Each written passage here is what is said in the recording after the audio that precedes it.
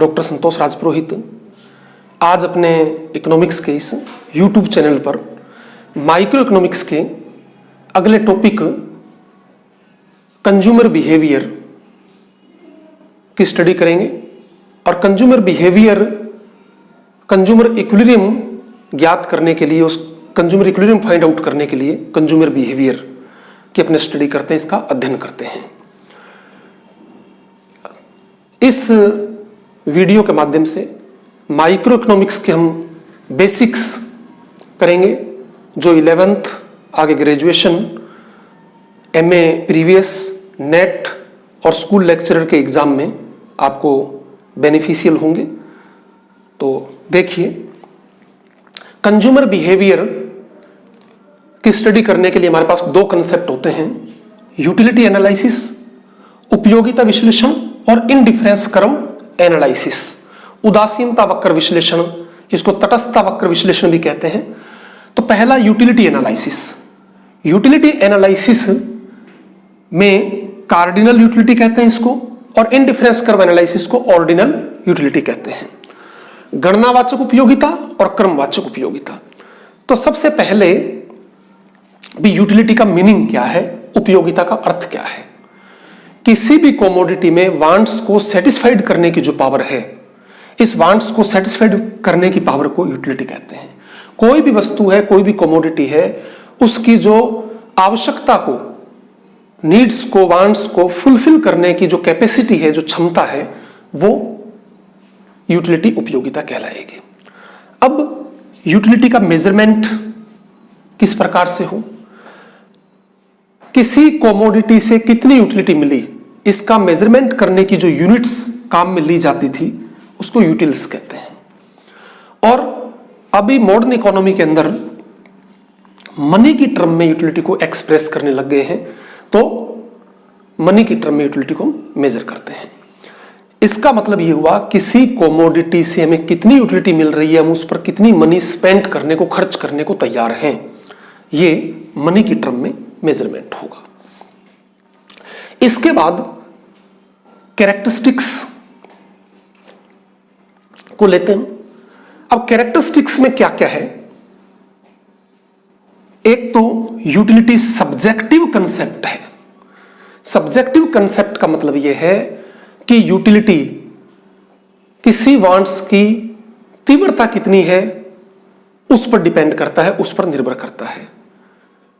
किसी वस्तु की कितनी अधिक इंटेंसिटी है, उसकी तीव्रता कितनी है, उस पर निर्भर करेगा। जैसे ए, बी, सी, डी डिफरेंट गुड्स कमोडिटीज हो सकती हैं, तो कौन सी आवश्यकता किस वस्तु से पूरी हो रही है और कौन सी आवश्यकता अधिक तीव्र है, पहले उसका कंजप्शन करेंगे, उपभोग करेंगे, और उसके बाद सेकंड और थर्ड, फोर्थ कमोडिटी, इस तरीके से उनकी इंटेंसिटी के अकॉर्डिंग, उनकी उपयोगिता के अनुसार देखा जाएगा। दूसरा है यूटिलिटी वेरिएबल होती है। यूटिलिटी वेरिएबल होने का अर्थ यह है कि इसमें परिवर्तन होता है, और यूटिलिटी में जो परिवर्तन होगा वो परिवर्तन किस किस तरीके से हो सकता है। एक तो पर्सन टू पर्सन, ये व्यक्तिगत होती है, इट मींस यूटिलिटी पर्सनल होती है, पर्सन टू पर्सन डिफर हो सकती है। जैसे एक स्टूडेंट या टीचर के लिए मार्कर की यूटिलिटी मैक्सिमम हो सकती है, एक फार्मर के लिए कल्टीवेशन में, खेती में काम आने वाले जो औजार हैं, उपकरण हैं, उनकी यूटिलिटी मैक्सिमम हो सकती है। तो एक कमोडिटी सभी के लिए एक जैसी यूटिलिटी देने वाली हो, एक जैसी उपयोगिता प्रदान करने वाली हो, यह जरूरी नहीं है। फिर यूटिलिटी डिफर हो सकती है, अलग अलग हो सकती है, प्लेस टू प्लेस। उपयोगिता स्थान के अनुसार परिवर्तित हो सकती है। जैसे अगर कोई गर्म स्थान है, लाइक वेस्ट इंडीज हो रही है, तो वहां cotton clothes, ice cream, cold drink, इनकी यूटिलिटी ज्यादा हो सकती है। और अगर कोई ठंडा प्रदेश है जैसे मास्को, तो वहां पर cotton clothes cold drinks, ice cream, इनकी यूटिलिटी कम हो सकती है और वुलन क्लोथ्स, कॉफी, इनकी यूटिलिटी ज्यादा हो सकती है। तो उपयोगिता व्यक्तिगत होती है, उसके साथ साथ उपयोगिता स्थान पर निर्भर करती है। इट मींस ये प्लेस टू प्लेस डिफर होती है, अलग अलग हो सकती है। फिर वेरिएबल के अंदर तीसरा कंसेप्ट है टाइम। यूटिलिटी समय पर निर्भर करती है, ये टाइम के अकॉर्डिंग चेंज होती है। जैसे सर्दियों के समय में, विंटर के टाइम में कॉफी, चाय की यूटिलिटी ज्यादा हो सकती है। वहीं जब टाइम चेंज होता है गर्मियों के अंदर, तो कोल्ड ड्रिंक, आइसक्रीम, इनकी यूटिलिटी ज्यादा हो सकती है, चाय और कॉफी की यूटिलिटी कम हो सकती है।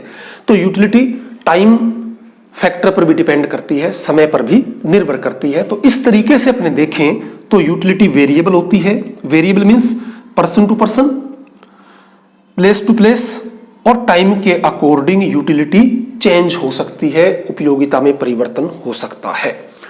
अब इसके बाद अगर हम देखें तो यूटिलिटी का अगला फैक्टर है यूजफुलनेस। कोई वस्तु कितनी उपयोगी है या नहीं है, उपयोगिता का इस पर सीधा प्रभाव नहीं पड़ता है। जैसे एक ड्रग्स एडिक्ट है, अगर वो ड्रग्स लेता है, उसको लगता है उसको यूटिलिटी मिल रही है, उपयोगिता मिल रही है, तो ड्रग्स उसके लिए उपयोगी है या नहीं है, इसकी स्टडी हम इसमें नहीं करेंगे। साथ ही साथ यूटिलिटी और सेटिस्फैक्शन अलग कंसेप्ट है। यूटिलिटी, उपयोगिता किसी वस्तु का प्रयोग करने से पहले महसूस होती है और उसके लिए हम मॉनेटरी टर्म के अंदर पे करते हैं। और सेटिस्फैक्शन उस कमोडिटी को यूज करने के बाद में महसूस होता है कि हमें संतुष्टि मिली या नहीं मिली। जैसे हमने किसी एक मूवी का प्रोमो देखा और उस प्रोमो से हमें लगता है कि ये मूवी हमारे लिए इंटरेस्टिंग होगी, उसके लिए हम थिएटर जाते हैं और पे करते हैं। तो हमें यूटिलिटी लग रही थी, हमने उसका पे किया, टिकट परचेज किया। अब मूवी देखने के बाद हम कहते हैं कि मूवी अच्छी नहीं थी, बोर हो गए। इट मीन्स सेटिस्फैक्शन नहीं मिला। तो हम यूटिलिटी के लिए पे करते हैं, सेटिस्फैक्शन के लिए पे नहीं करते हैं। सेटिस्फैक्शन बाद में पता चलता है। इसी तरीके से मान लीजिए एक नए फ्लेवर की आइसक्रीम आई और हमें लगता है फ्लेवर अच्छा होगा, हम उस आइसक्रीम को परचेज करते हैं, उसके लिए पे करते हैं। इट मीन्स उसकी यूटिलिटी के लिए पे कर रहे हैं। और कंज्यूम करने के बाद हमें लगता है कि आइसक्रीम अच्छी नहीं थी, फ्लेवर अच्छा नहीं था, इट मीन्स हमें सेटिस्फैक्शन नहीं मिला। तो सेटिस्फैक्शन, यूटिलिटी दोनों अलग अलग कंसेप्ट है। इसके बाद यूटिलिटी की कोई मॉरल वैल्यू नहीं है। इसका मतलब मॉरल, इथिकल यूटिलिटी जो है वो नैतिक रूप से कोई वस्तु अच्छी है या नहीं है, ठीक है, इस पर निर्भर नहीं करती है। इसका मतलब यह हुआ कि कोई ड्रग्स एडिक्ट है व्यक्ति, तो वो सोसाइटी के अकॉर्डिंग उसकी मॉरल वैल्यू नहीं है, इथिकल वैल्यू नहीं है उस ड्रग की। लेकिन अगर उसको उससे यूटिलिटी मिल रही है, उसको सेटिस्फैक्शन मिल रहा है, उसकी हेल्थ पर चाहे उसका बुरा असर पड़े, तो इसमें हम कंसिडर करते हैं। इट मीन्स उसकी मॉरल इथिकल वैल्यू नहीं है। दूसरा, लीगल वैल्यू नहीं है। तो किसी कमोडिटी से हमें उपयोगिता मिल रही है, वो लीगल कमोडिटी है, कानूनी रूप से सही है या नहीं है, इसका अर्थ नहीं रह जाता है। अब इनके बाद अगर हम टाइप्स ऑफ यूटिलिटी से पहले एक कंसेप्ट मेजरमेंट ऑफ यूटिलिटी के अंदर और देखें, तो कार्डिनल यूटिलिटी के अंदर यह आता है कि यूटिलिटी को आप कार्डिनल यूटिलिटी में यूटिलिटी को नंबर्स में मेजर कर सकते हैं। नंबर्स में मेजर करने का मतलब किसी कमोडिटी से मिलने वाली यूटिलिटी को 1, 2, 3 इस तरह से आप नंबर में मेजर कर सकते हैं। नंबर्स के अंदर उसको चेक कर सकते हैं कि किसी वस्तु से कितनी कितनी यूनिट्स उपयोगिता मिल रही है। ये कार्डिनल यूटिलिटी के अंदर मेजरमेंट में आएगा। और इसको यूटिल्स या मनी के टर्म में भी आप मेजर कर सकते हैं। और अगर यूटिलिटी को नंबर्स में मेजर नहीं कर सकते, केवल हम ऑर्डर बता सकते हो, रैंक बता सकते हो, जैसे ए कमोडिटी से मिलने वाली यूटिलिटी बी से ज्यादा है, या कोल्ड ड्रिंक से मिलने वाली यूटिलिटी चाय से ज्यादा है, केवल हम ऑर्डर या प्रीफरेंस बता सकें तो वो ऑर्डिनल यूटिलिटी के अंदर आता है। ऑर्डिनल यूटिलिटी क्रमवाचक उपयोगिता। कार्डिनल यूटिलिटी गणनावाचक उपयोगिता की यूटिलिटी को नंबर्स में मेजर कर सकते हैं, गणना कर सकते हैं। अब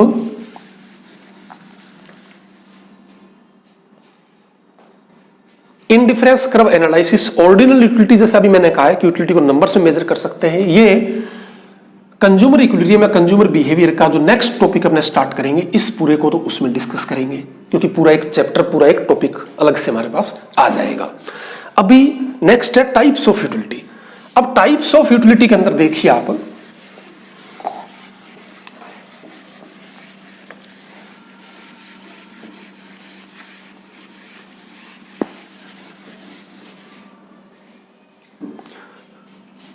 टाइप्स ऑफ यूटिलिटी में utility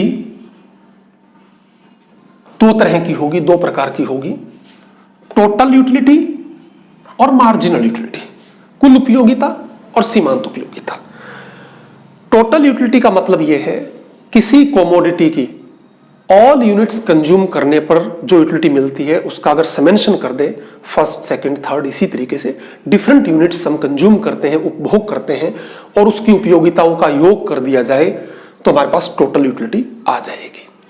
it means total utility equals to summation of marginal utility. सीमांत उपयोगिताओं का योग कुल उपयोगिता है, टोटल यूटिलिटी है। और मार्जिनल यूटिलिटी यह है कि एक एडिशनल यूनिट कंज्यूम करने से किसी कोमोडिटी की टोटल यूटिलिटी के अंदर जो चेंज आता है, जो परिवर्तन आता है, वो मार्जिनल यूटिलिटी या सीमांत उपयोगिता है। It means change in total utility due to change in quantity. मात्रा में परिवर्तन होने से, क्वांटिटी में चेंज होने से टोटल यूटिलिटी में जो चेंज होगा वो मार्जिनल यूटिलिटी है, सीमांत उपयोगिता है। इसका मतलब अगर हम इसको फाइंड आउट करें तो ऐसे भी कर सकते हैं कि किसी कोमोडिटी का अगर 10 यूनिट्स हम कंज्यूम कर रहे हैं तो टोटल यूटिलिटी मिल रही है 10 यूनिट से 100 यूटिल्स, और अगर 11 यूनिट्स कंज्यूम करते हैं तो टोटल यूटिलिटी मिलती है 120। अब अगर हम मार्जिनल यूटिलिटी फाइंड आउट करना चाहें तो एडिशनल यूनिट 10 से 11, 1 यूनिट, एक यूनिट इंक्रीज करने से टोटल यूटिलिटी में चेंज हो रहा है 100 से 120, 20 का, तो मार्जिनल यूटिलिटी आ गई 20। इसी तरीके से अगर हम एक और formula marginal utility find out करने के लिए लें,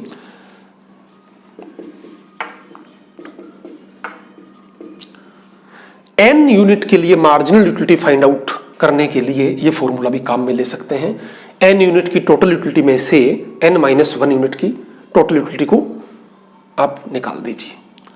अब मान लीजिए 11th यूनिट की मार्जिनल यूटिलिटी आपको फाइंड आउट करनी है, तो 11th यूनिट की टोटल यूटिलिटी में से 11-1 10 यूनिट की टोटल यूटिलिटी माइनस कर दो। 11 की है 120 और 10 की है 100, तो मार्जिनल यूटिलिटी है 20। तो इस तरीके से हम दोनों फॉर्मूले से मार्जिनल यूटिलिटी फाइंड आउट कर सकते हैं। अब टोटल यूटिलिटी और मार्जिनल यूटिलिटी में अगर हम रिलेशन मेंटेन करें कि टोटल यूटिलिटी और मार्जिनल यूटिलिटी में क्या रिलेशन है, तो इसको एक टेबल से अगर हम पहले क्लियर करें, एक्स कोमोडिटी की quantity, total utility x commodity की और मार्जिनल यूटिलिटी एक्स कोमोडिटी की, तो ऐसी कंडीशन में 1, 2, 3, 4, 5। अब टोटल यूटिलिटी पहली यूनिट से मिल रही है हमें, सपोज 20 यूनिट्स, सेकंड से टोटल यूटिलिटी मिल रही है 35, और थर्ड यूनिट से हमें टोटल यूटिलिटी मिल रही है 45, फिफ्थ से मिल रही है, फोर्थ से मिल रही है 50, और फिफ्थ से भी 50, और सिक्स्थ यूनिट से मान लीजिए 45। तो इट मींस जैसे जैसे एक्स कोमोडिटी का कंजप्शन इंक्रीज होता है वैसे वैसे टोटल यूटिलिटी इंक्रीज होती है, बट डिमिनिशिंग रेट से, और एक टाइम पर ये कांस्टेंट होगी और फिर डिक्लाइन करती है। अब अगर मार्जिनल यूटिलिटी फाइंड आउट करें इसी फॉर्मूले से कि टोटल यूटिलिटी में चेंज कितना हो रहा है क्वांटिटी में चेंज होने से, तो 20 एज इट 20 से 35 चेंज है 15 का और क्वांटिटी में चेंज है 1 से 2 1 का, तो ये आ गया 15। फिर टोटल यूटिलिटी में चेंज है 35 से 45 10 का और यूटिलिटी में चेंज है 1 का, तो ये आ गया 10। इसी तरीके से 5, ये 0 का चेंज अपॉन 1 0 और ये -5। तो देखिए क्या रिलेशन समझ में आ रहा है कि marginal utility 20 15 10 5 0 -5 continue marginal utility decline करती है और डिक्लाइन करने का मतलब यह है कि मार्जिनल यूटिलिटी एक टाइम पर 0 होगी, वहां टोटल यूटिलिटी मैक्सिमम है। और इसके बाद जब उस कमोडिटी का कंजप्शन हम कंटिन्यू करेंगे तो मार्जिनल यूटिलिटी नेगेटिव हो जाती है और टोटल यूटिलिटी डिक्लाइन करती है। अब अगर इसको हम डायग्राम से शो करें तो इस तरह का डायग्राम बन सकता है।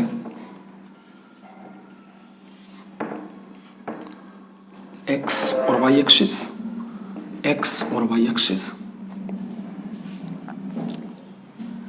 यहां क्वांटिटी मात्रा, यहां टोटल यूटिलिटी, यहां क्वांटिटी और यहां मार्जिनल यूटिलिटी सीमांत उपयोगिता।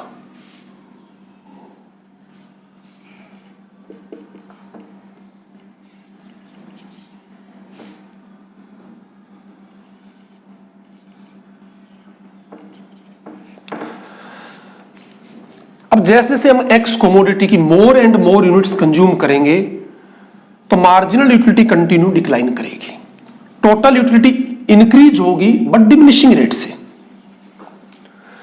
और मार्जिनल यूटिलिटी जहां 0 है वहां टोटल यूटिलिटी मैक्सिमम होती है। इसके बाद मार्जिनल यूटिलिटी नेगेटिव हो गई और टोटल यूटिलिटी भी डिक्लाइन करना स्टार्ट हो जाती है। तो इस तरीके से कुल उपयोगिता और सीमांत उपयोगिता, टोटल यूटिलिटी और मार्जिनल यूटिलिटी में रिलेशन देखा जा सकता है, संबंध देखा जा सकता है एक टेबल और एक डायग्राम से। अब कॉम्पिटिटिव एग्जाम में क्वेश्चन इस तरीके से बन सकता है कि टोटल यूटिलिटी किस पर डिपेंड करता है, तो मार्जिनल यूटिलिटी की रेट पर, या टोटल यूटिलिटी कर्व किस पर शेप डिपेंड करता है, तो मार्जिनल यूटिलिटी की रेट क्या है उस पर डिपेंड कर सकता है। तो इस तरीके से मार्जिनल यूटिलिटी टोटल यूटिलिटी की रेट को शो करता है कि वो डिमिनिशिंग रेट से इंक्रीज होगा या डिक्लाइन करेगा या कांस्टेंट होगा, मैक्सिमम होगा। साथ ही साथ कई बार इस तरह से क्वेश्चन आ सकता है कि आपको इनकम्प्लीट टेबल दी हो और वो पूरी करनी हो। जैसे मान लीजिए ये मिसिंग है, तो यहां से अपने को देखना पड़ेगा कि टोटल यूटिलिटी का चेंज है, उससे हम इसको फाइंड आउट कर रहे हैं। तो यहां सेकंड से थर्ड यूनिट में चेंज है 10 का और यूनिट्स में चेंज है 1 का, तो ये वैल्यू 10 आ गई। इसी तरीके से टोटल यूटिलिटी के अंदर कोई वैल्यू मिसिंग हो सकती है, जैसे मान लीजिए सपोज ये आपको फाइंड आउट करना है। तो टोटल यूटिलिटी क्या है, मार्जिनल यूटिलिटी का समेंशन है। हमने अभी किया था कि समेंशन अगर कर दें मार्जिनल यूटिलिटी का तो टोटल यूटिलिटी आ जाएगी। तो 20 और 15 35, 15 और 10 45 और आगे का अगर वैल्यू हम लें कि भाई 45 और 5 50, अब 50 और 0 तो ये वैल्यू आनी चाहिए 50। एक बार वापस देख लीजिए, मार्जिनल यूटिलिटी का समेंशन करते जाओ, टोटल यूटिलिटी आती जाएगी 20, 20 और 15, 15 और 10, ठीक है। इस तरीके से अगर हम इसको आगे करते जाएंगे तो ये वैल्यू हमारे पास आ जाएगी। तो ये एक टेबल में मिसिंग वैल्यूज हो सकती है, ये भी एग्जाम में आपसे पूछी जा सकती है। तो आज का माइक्रो इकोनॉमिक्स का ये टॉपिक टोटल यूटिलिटी और मार्जिनल यूटिलिटी रिलेशन और ये अपना कंप्लीट हुआ। अगर आपको ये वीडियो पसंद आया हो तो आप इसको सब्सक्राइब कीजिए और नोटिफिकेशन भी ऑन कीजिए ताकि आपको समय समय पर ये वीडियोज मिलते रहें। और माइक्रो के साथ साथ कल हमने इंडियन इकोनॉमी पर एक वीडियो डाला था और अभी आने वाले समय मैक्रो इकोनॉमिक्स के भी टॉपिक्स इसमें वीडियो में अपलोड किए जाएंगे। तो आप देखते रहिए और प्रतियोगी परीक्षाओं में 11th 12th ग्रेजुएशन और पीजी क्लासेस में ये आपके लिए नेट के एग्जाम में काम आएगा, ऐसा मेरा मानना है। Thank you.